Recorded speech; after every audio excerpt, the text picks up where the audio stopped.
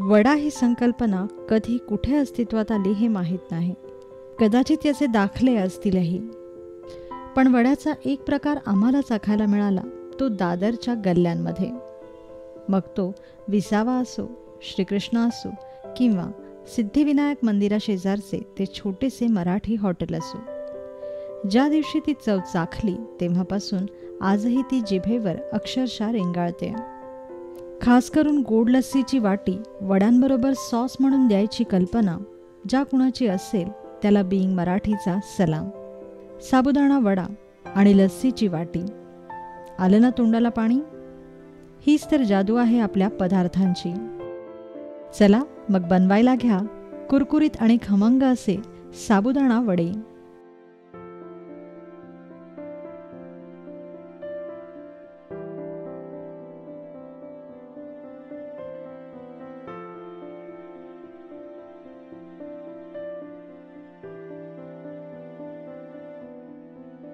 साबुदाणा वडा बनवण्यासाठी आपल्याला लागेल 1.5 वाटी साबुदाणा, 2 ते 3 उकडलेले बटाटे, 1 लहान वाटी दाण्याचा कूट, 4 ते 5 हिरव्या मिरच्या, 1 चमचा जिरे, ताजी कोथिंबीर, चवीपुरतं उपवासाचं मीठ आणि तळणीसाठी तेल. वड्यांसाठी लागणारा साबुदाणा आदल्या रात्री स्वच्छ धुवून भिजवत ठेवा.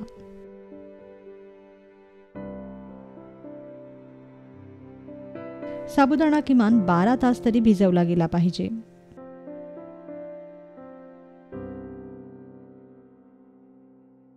आता भिजवलेल्या साबुदाण्यात उकडलेले बटाटे घाला व कुस्करून घ्या.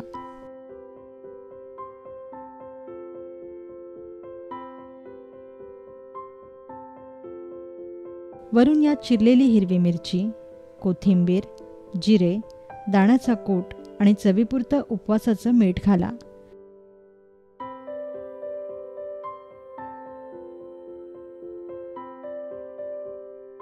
आणि हे मिश्रण हलक्या हाताने एकजीव करून घ्या.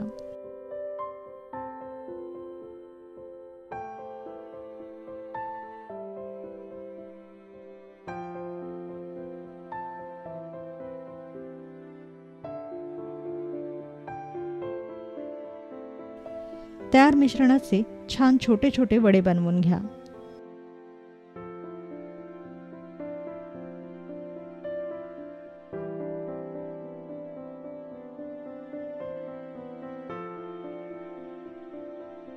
अशा प्रकारे सर्व वडे तयार करून घ्या.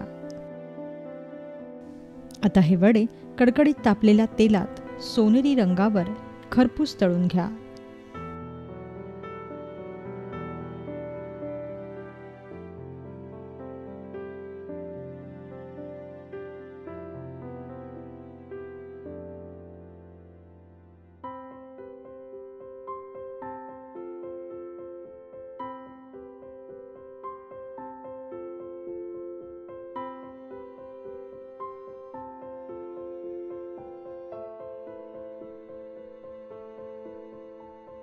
तयार झाले खमंग असे साबुदाणा वडे.